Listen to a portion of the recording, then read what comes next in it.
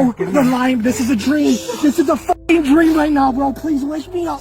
Please, I'm begging you, wake me up. Losing a child is an unbearable pain that no one would wish even on their worst enemy. But for Brian, this nightmare became a reality when a drunk woman sped through the Swan Boat Club's parking lot and crashed into its hall, where his wife, 2 toddlers, and 12-year-old son were celebrating a 2-year-old's birthday party.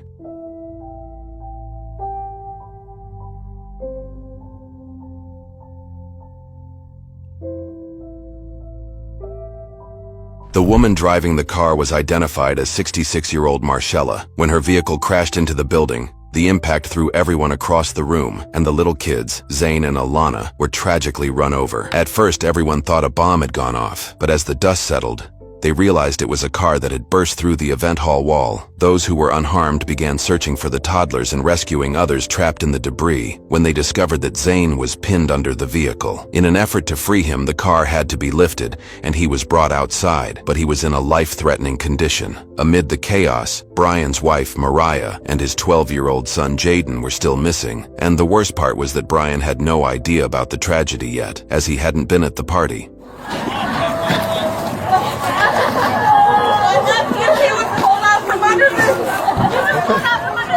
Okay. The firefighters are coming right over here.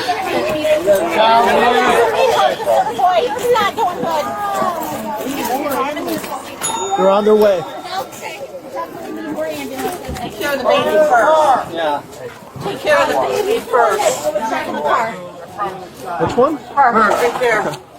Ma'am, can you come with me just for a second? Okay. Were you driving? You driving the car? I was. Can you come with me just for a second? You okay? Sit up. I passed out. Are you okay? I think so. Okay. Where are you going with her? Over towards my car. Okay. What happened? I passed out. Okay. Have you been feeling ill or anything like that? Yes. Were you here for the party? No. What were you out here at the boat club for? Are you a member? I was just coming down here. Oh my gosh, this is terrible. Have you been drinking it all today? A little bit, yes. Okay. When's the last time you had something to drink? Probably half an hour ago. Half an hour ago? What do you drink? Wine. Wine? Okay. Have it. What's your name, hon? Marcella. Marcella what? Listen, okay, you don't have any weapons on you, do you? No. All right, I'm just going to leave you back here just for a little bit, okay? Okay. All right. Do you need to see any medical attention right now? I don't think so. Okay. I'm going to roll down this window over here just to get you some air, okay? The guy down the street, Yes, sir. the guy also hit his car. Whoever was driving hit his car down the street too. Okay. So this guy was out of this guy was out of Okay. We'll take care of it. It's going to be just a little bit before we can I'm get you. I'm just saying that. Okay, I appreciate it. Is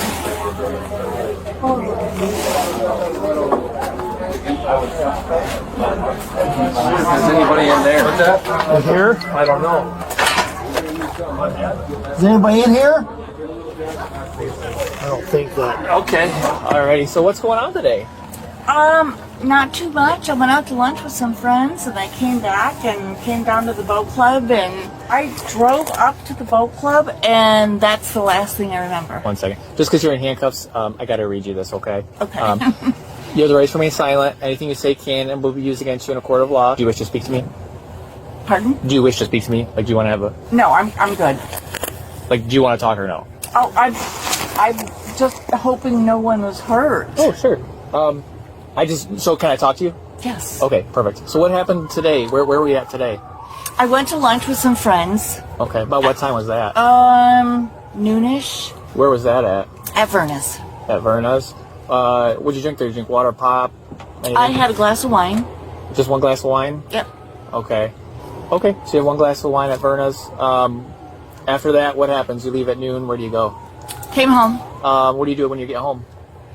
I just came home and just kind of chilled out and was waiting for my husband to get up. He was taking a nap. Okay. Did you drink anything else there? Did you take any medication or anything? No, I didn't even get a drink down here because I never made it this far. Okay. Marcella was not only lying about how much she had been drinking that day, but also about having passed out when the crash occurred, something that would soon come to light. At the scene, a few people approached the breezeway where the car had come to a stop, finding Jaden and Mariah in very critical condition, as the impact had thrown them to the opposite side of the building.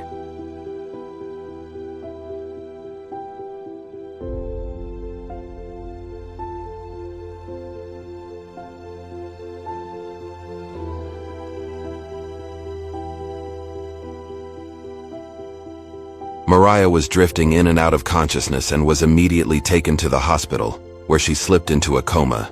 Jaden was airlifted to another hospital, as he was bleeding profusely, and every second was a matter of life and death. Okay. And then where were you driving to? Just from Venice to here. To here? What were you coming here for? Home. You're going from Vernez to home? Yeah. And you left Vernez at noon?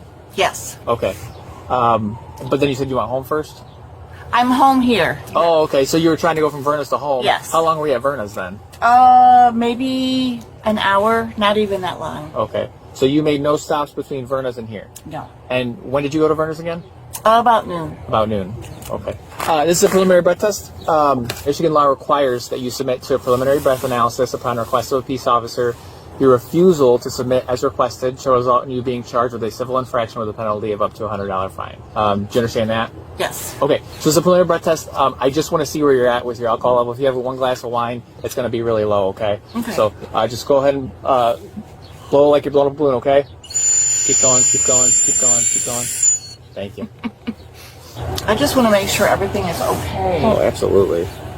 Oh my gosh, that was so scary. Do you remember what happened when you were going around here? No, not really. I pulled into the parking lot and I thought I was driving up to the boat club, and evidently I was driving right into the pavilion. When you got to the parking lot, what happened?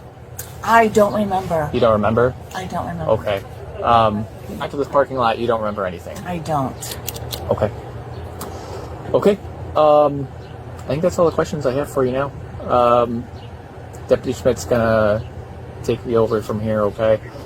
So on a scale of 0 to 10, 0 being like you're stone cold sober, you can drive perfectly, 10 being you're passed out drunk, where do you think you're at right now? 7. A 7? Okay. Do you think you're okay to drive? I wouldn't want to drive. No. You wouldn't let you drive? No. Okay. Okay, just give me 1 second, okay? Sorry, my phone's ringing. I think it's gonna be my boss. All right. I apologize.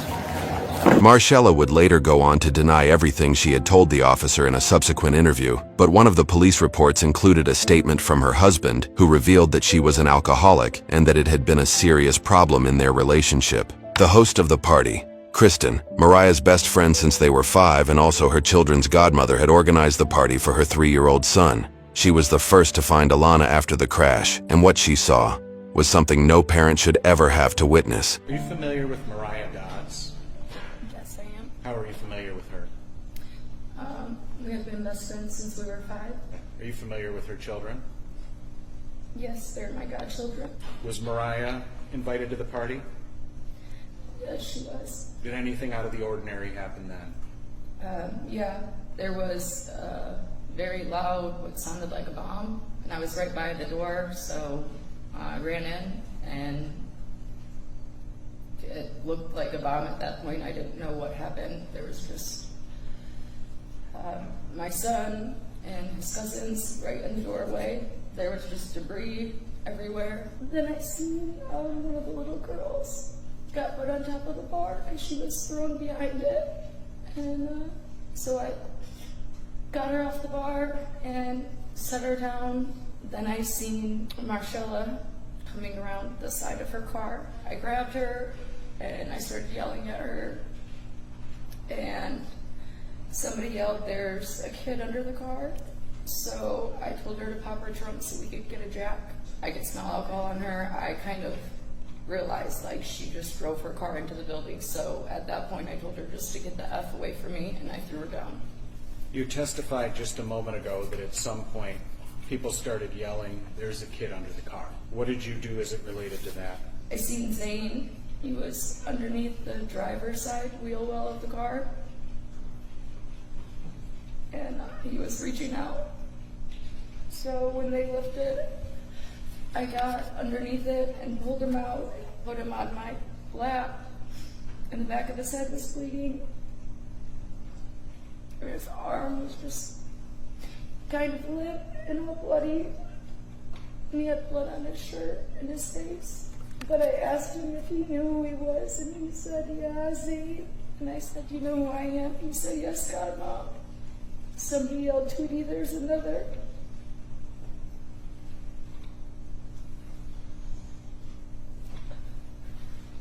I handed Zane to my sister, and try to go back under for Ivana. And what did you see when you got to the breezeway?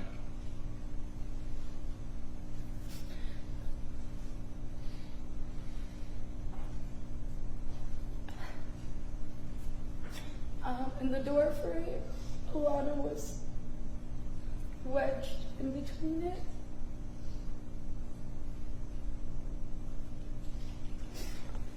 But she was already gone. She was blue and discolored.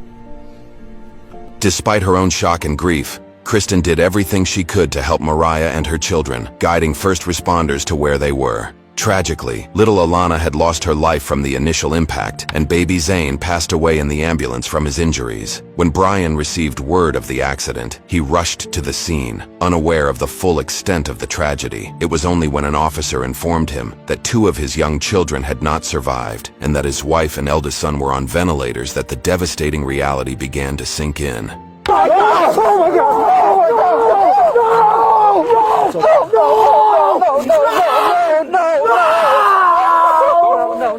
No! I'm begging you! I'm f***ing begging you! Come on. Come on, bro. Come on, bro. No! Not me! Not me! Come on, bro. I didn't do nothing! Come on, bro. I haven't done nothing! I haven't done nothing, bro. No! No! No! You're lying. This is a dream. This is a f***ing dream right now, bro. Please wake me up. Please, I'm begging you, wake me up. No, right now. He's lying, bro. Please, he's lying. Bro, please, he's lying. Please tell me he's lying. Please. No, way. They just was with me. No, bro, he's lying. He's lying. Bro, he's lying. I'm begging you. He's lying, Mike, he's lying, bro. I'm telling you right now. I was just with him. Stop it, he's lying. Bro, I'm telling you. No, stop. He's lying. I'm telling you, he's lying, bro. He's lying. Bro, listen. No, he's lying. Listen. Stop, he's lying. He's lying, bro. Bro, he's lying. Okay. Listen to me. Just listen to me. I can't breathe. Mariah needs you right now. Listen. Everybody needs you right now. Not my little boy. They went to a birthday party. I know. All ready. We're all done now. Okay, Yes, ma'am. You need some help? can you take these off right now? Yeah, sure. I'm not gonna run away. I trust you. I'm not gonna run away. I know. I trust you're not going anywhere. But when we do leave here, I gotta put them back on when we go to the jail. That's just policy procedure. That's fine. You gonna lose your pants? I don't want you to fall. No, I don't want to fall. I'm gonna try to hold you up here, okay? Okay. We might bump into each other, but that's fine. all right. That works. They'll bury her. She took They'll bury both her, of them. bro. She took both of them. I know. Listen. I can't do this life anymore, Mike. No. I can't do it right now, Mike. I can't have you like that, bro. Look what he just did to me. Look what he did to Don't me. do that, bro. Look what he did to me. Don't do that, bro. Mike, Don't do that. don't Don't tell do me. Don't tell me. Look what he did to me. Look what he did to me, bro. He didn't do that. God didn't do that. That drunk bitch did that, bro. God didn't do that. That drunk bitch did that. She decided to do that stupid shit, bro. To lose almost your entire family in a single day is a heartbreak beyond comprehension. Yet Marcella treated the situation as if it meant nothing. Even during her interview, she showed no guilt and repeatedly told officers that she had only had 1 drink before the accident. So we know you're at Verna's at 12:10, and then you say you go to the boat club, right to the boat club. That's not exactly accurate, because I have surveillance footage of you at the boat club at 3 o'clock. I don't know. I know that the party started at 3 o'clock, the birthday party. So I was there a little bit before that. Do you have any children? No. No? I may have stopped home just to check on my husband to see what he was up to. So I could have. Okay. And if you stopped home, would it be common that you had another glass of wine? I don't believe so, no. No? How often do you drink? I was drinking quite a bit there, but I've kind of switched over and I'm doing a free now. What's a free? It's alcohol free. And, you know, you crashed into the building, right? I know. Do you know what happened? I do not know. Again, I just had one glass at Verna's.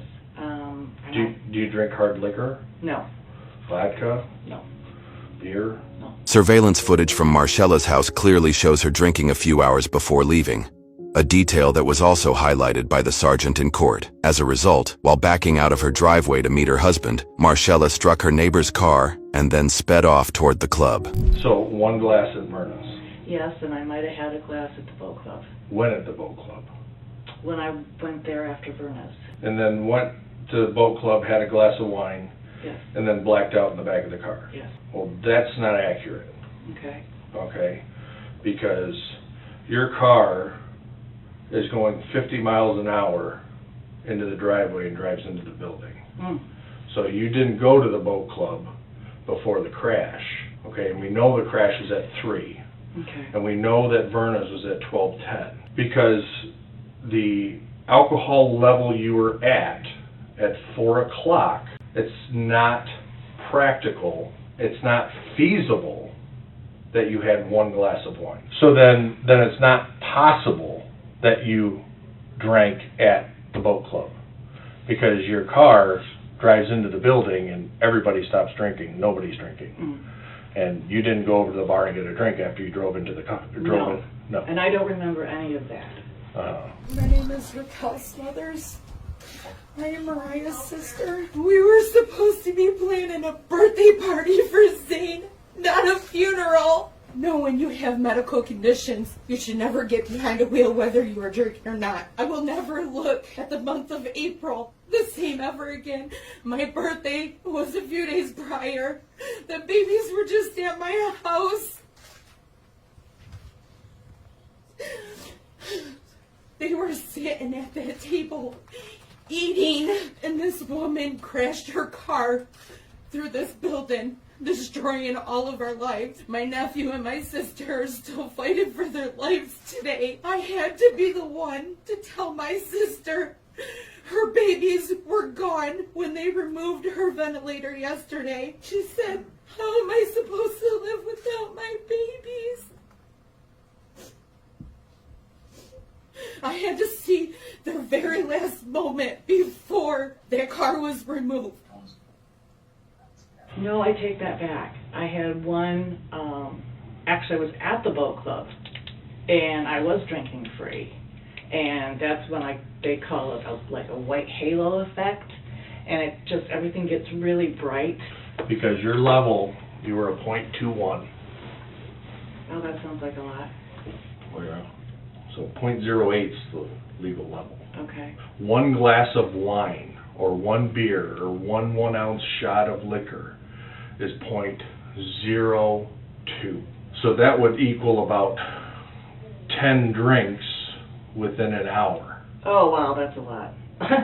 So after Verna's, you stopped at home? Yes. And then you went, you're saying you went to the boat club and had a couple glasses of wine? Yes. And then you walked from the bar at the boat club to the party? To my car. To your car? Yeah. Okay. Did you go back home then? No. Okay. So you walk back to your car. What happened when you get in your car? What do you remember then? That's where I don't really remember anything. Okay. If Marcella had truly passed out or didn't remember what had happened, she wouldn't have been able to shift gears from reverse to drive after striking her neighbor's car. In the street view, it's clear that she hit the vehicle here, then drove straight without hitting anything else, and consciously steered at this point but failed to brake, likely because she was intoxicated. So we're going to start fresh. Okay. And I'm going to ask you a very blunt question. Okay. Are you an alcoholic? I don't believe so. I see you're getting a little emotional. I apologize. Well, I think... I have to ask these hard questions, and you need to look into yourself. Right. And answer this truthfully. Right. And I would say I drank considerably more when I was not drinking the free. But since I started drinking the free, I'm not drinking nearly as much. And at this point, you are trying to deceive us with how much you drank yesterday and where you were at between noon and 3. So this is your one opportunity to tell us the truth and look truthful and not deceitful. Because there's only going to be one of two ways that you're seen. One way, you're a liar, no good, criminal. Okay. All right? Second way, she's sorry for what happened. She wants to own up to what she did. And she wants to take responsibility. The day that happened, that the kids were with me, and we was just having a normal day. I was just playing with them, getting them dressed and ready for the birthday party they was getting ready to attend. Once their mom picked them up, 30 to maybe 40 minutes, probably maybe an hour at tops, I was getting calls from my phone constantly from people I haven't met in years, family members. I felt in my stomach something was very wrong. My brother finally got a hold of me and told me there was an accident at the boat club. When I made it to the boat club, a chapel guy came on my corner and I dropped straight to the ground. I started screaming because I knew they was gone. I knew in my heart they was gone. So I told them not to tell me. I begged them not to tell me. Before I even registered it was gone, they told me that Jaden, my oldest, was airlifted to the University of Michigan. I didn't even have time to grieve. I didn't have time to process what was going on with Alana and Zane because I had to rush to U of M. I had to make sure Jaden was okay. When I got to the University of Michigan, Jaden was on the table, covered in blood. He had 9 to 10 doctors all on him, trying to work on him, and his eyes seen me. And I kept telling him to fight. I kept telling him to keep fighting, and all he did was blink. At that time, I stayed at the University of Michigan for 2 weeks. I never told Jaden his brother and sister were gone. You probably are the most hated person in the United States. You drove your car into a kid's birthday party and killed 2 kids. Oh, no. And many more are at the hospital in critical condition right now. Oh, no. Adults as well. That is why I'm trying to get the truth from you, Marcella, so I can tell the prosecutor that you're not a low-down, dirty drunk that wants to go out there and kill kids. Oh, gosh, no. I'm looking for the truth, Marcella. The truth needs to come out because you are the most hated person in the whole United States right now. I guarantee this is national news. I've been doing this for a long time. I've sat across the table from killers before, like really, really bad killers. You're not that person. And I don't remember. Honestly, I do not remember. I would think I would remember something like that. Well, you're not being truthful about how much you drank. You're not. It's scientifically impossible to be the blood alcohol level you were last night with 1 glass of wine like you're telling us. What you took from me, I will never, ever get back. My daughter was trying to be just like me playing basketball. She just celebrated her 8th birthday. Zane was about to be 5. Instead of celebrating his 5th birthday, we buried them. You don't have no kids, so you don't know what this feels like. And I promise I don't wish nothing but the worst for you. And I hope that you feel what we feel every day. Because it's hard. It's hard even to wake up knowing that they're not here. It's hard that their older brother has to be without his brother and sister. And I hope every day that you realize what you took it from us. Oh, I'm just devastated. So are many people right now. I'm sure they are. And they're looking for answers, and we're trying to help them find answers. I understand. But you're not telling us the truth. You understand, but you're not telling us the truth about how much you drank. So, there's one thing I want to leave you with, Marcella, because I'm tired of being lied with. You did this. You did this. You see that kid there? You did that. You did that. You did that. And you continue to lie to me. I'm not lying. You did this. I'm not saying that I didn't, but I certainly don't remember. I don't recall. That's not going to cut it. She showed no remorse for the tragedy, and even appeared in a TV interview to justify taking the lives of 2 young children after posting her $1.5 million bond and being placed under house arrest. I think I had a seizure. I think that the same thing that my husband said that I did when I have a seizure is just go straight. And I think when I got in the car, that's what happened. I just had the seizure and probably put my foot on the accelerator and crashed into the building. I have a perfect record. I don't even have a parking ticket. I don't have any kind of DUI or speeding ticket. A year later, while Jaden was still in the process of healing, Mariah was able to walk again after numerous physiotherapy sessions. Both had suffered punctured lungs, broken ribs, and undergone countless surgeries just to get back on their feet. Mariah testified in court to the best of her ability, and this is what she said to Marcella in her impact statement. April 20th, 2024 changed my life forever. When I was told my children were no longer here, I felt like I stopped breathing, as if I died inside. The medical professionals had to keep putting me back to sleep because every time I woke up, my body would go into panic. My mind could not understand what was happening, and my body just reacted. I had to see everything that was left inside my home when we last left it all together. Having to see their little shoes and coats at the front door with toys laying around my living room made everything feel more realistic. I could not look at anything. I cried to my family to get it all out of my sight because every time I seen something of theirs, I felt like I was going to stop breathing. I encountered so many phone calls, so much paperwork, and consistent appointments when all I wanted to do was just close my eyes and pray every time I opened them that it was just a nightmare. I felt helpless. I could not move around without support. I could not get out of bed and go to the bathroom without help. I could not bathe myself. With most of my ribs broken on one side, my shoulder blade broken on the other, a golf ball-sized hematoma right on my pubic region, and the back of my neck and skull bruised, I couldn't sit comfortably in a car or sit straight up in a chair without it hurting to breathe. I had to break the unwelcome news to Jaden, bury my children, figure out how to even celebrate Jaden's birthday to make it positive for him, mourn Zane's birthday the day after, and face Mother's Day all in the same week. Everyone's birthdays were gloomy and quiet this year. Halloween was different. Thanksgiving felt like another day. Christmas was sad. It was heartbreaking and just did not feel right.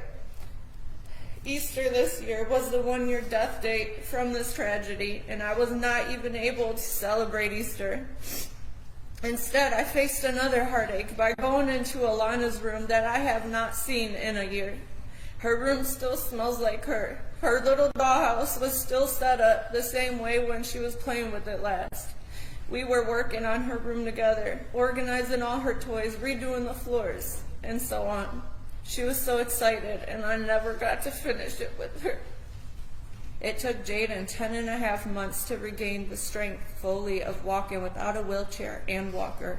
I wish I was alert that day. I would have been able to kiss my kids one last time and tell them I love them. Zane would have been able to hold his mommy that he kept asking for minutes before he passed away.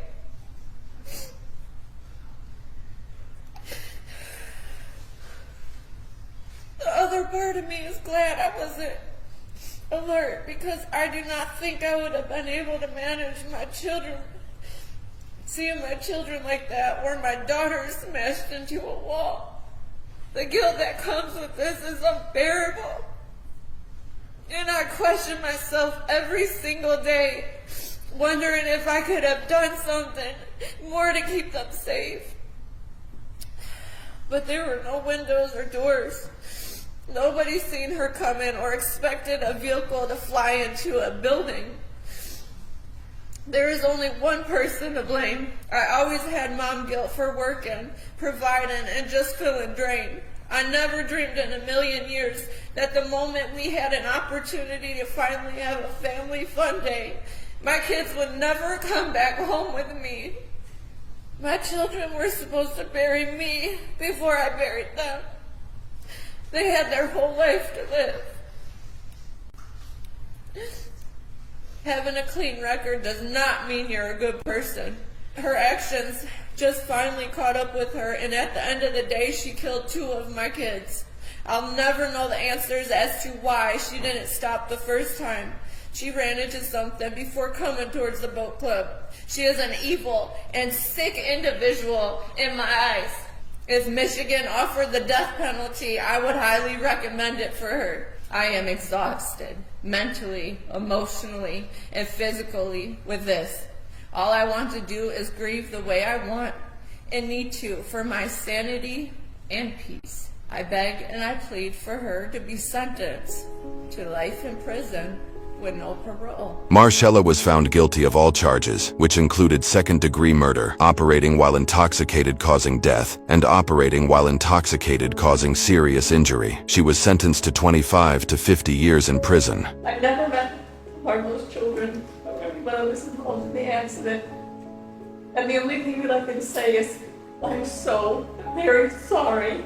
No amount of apology could ever be enough. The children were gone, and Marcella, a longtime member of the Swan Boat Club, left everyone involved with a memory no better than reliving a nightmare every day. This case became not just a fight for justice, but also a powerful reminder that drunk driving has destroyed lives and will continue to do so unless we make a conscious effort to stop it. YouTube thinks you'll love the video on screen. Click to watch now.